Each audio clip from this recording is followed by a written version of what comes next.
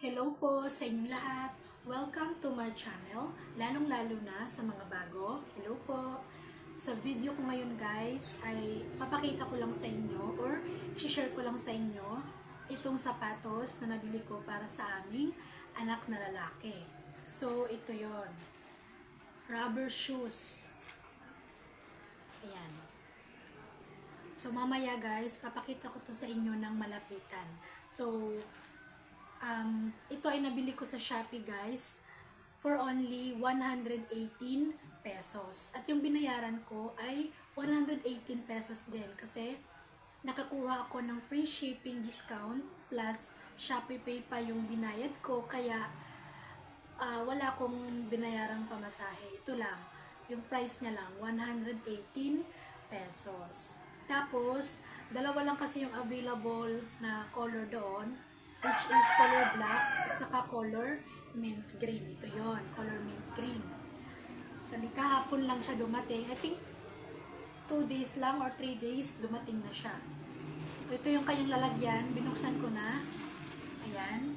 Then, nakalagay siya dito. Tapos dito sa labas, nakalagay yung size. Size 34. So, ito guys, kapag order kayo ng sapatos sa Shopee, alamin nyo nang mabuti kasi merong shoes for men. Pero, magkaiba yung size ng para sa shoes for kids at saka shoes for adult. So, piliin nyo, for example, para sa mga anak nyo na maliliit pa, piliin nyo yung shoes for kids. Kasi iba yung size ng pangbata sa size sa pangmalaki na, pang-adult. Ito naman guys, medyo malaki yung size na napili ko. Size 34 kasi yung pinili ko. So, dapat pala mga size 30 lang yung pinili ko. Pero okay lang guys, kasi eventually, sa paglipas ng panahon, paglipas ng panahon, magkakasya naman din to sa kanya. So, ngayon, 5 years old siya. Kahit siguro mga 6, 7, 8 ba? Magkakasya na to sa kanya. So, pagkadating nito sa akin, ganito na siya. Yung sintas niya nakalagay na, pero ito, ako na yung nag-ayos nito. Ako na yung nag-ayos. Pero nung pagkadating nito sa akin, hindi to siya ganito kaayos. Parang nilagay lang siya sa butas, tapos ganun na. Ako na lang nag-ayos nito. Inayos ko na lang tong sintas na to. Tapos, mamaya guys, sasabihin ko sa inyo kung saan shop ko to nabili sa Shopee. So ito guys, papakita ko sa inyo ng malapit para makita nyo kung ano nga ba yung itsura nito at makapag-decide na kayo ngayon kung order nga ba kayo or hindi. So, unang-una, pagpasensyahan nyo na yung mukha ko guys kung maraming pimples. Ito. Ganito siya. Ano ko na lang yung mukha ko guys kasi nakaka-distract ng view. Nagpa-focus ba? Bali ganito siya. Yung dito niya guys, matibay. Matigas oh.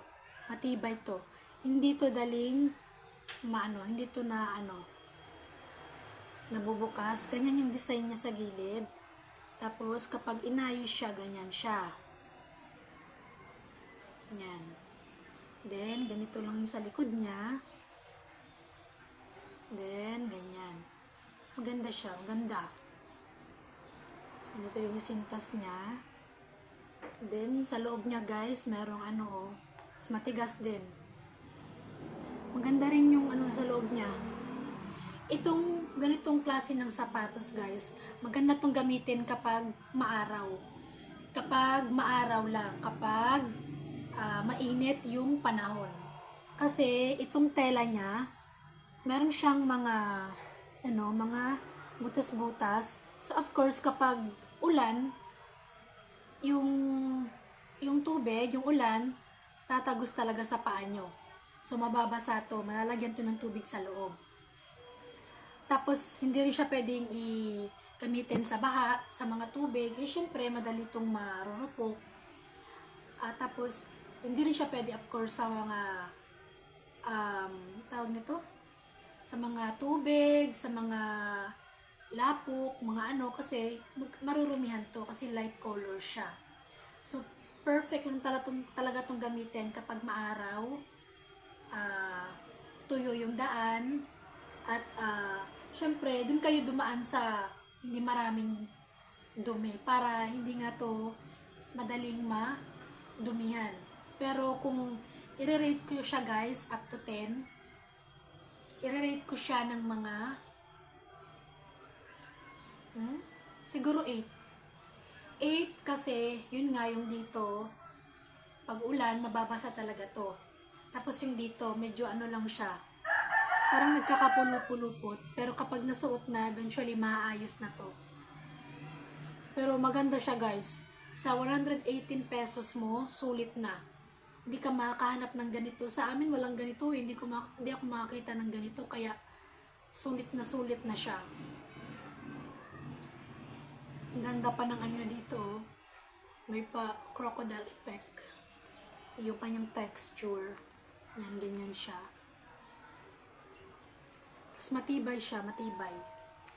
Sa ulan lang siya hindi convenient gamitin. Pero hindi convenient na laman. Yan. So, ito yun. Ito ay size 34. At yung price nito guys ay 118 pesos. So, nabili ko to sa Cooper's Mall. Cooper's Mall. Ilalagay ko na lang guys sa comment section. Ipipin ko yung name ng shop kung saan ko to binili sa comment section. Tapos ito guys, marami kayong colors na papipilian. Pero hindi ko alam kung available to lahat. Merong black, pink, at saka itong mint green. Kasi nung umorder ako, dalawa lang yung available. Black lang, at saka ito. Ito siya. So, yung shop guys, kung saan ko ito binili, lalagay ko na lang sa comment section. So, maganda siya guys na rubber shoes. Pang fashion lang ng ating mga anak. Para meron lang silang kapalitan na isuot. Ayan. At para maranasan din nila yung ganitong style ng sapatos. Ayun lamang guys, yung aking video sa ngayon. Sa mga hindi pa po nakakapag-subscribe, sana po huwag niyong kalimutan mag-subscribe sa aking YouTube channel.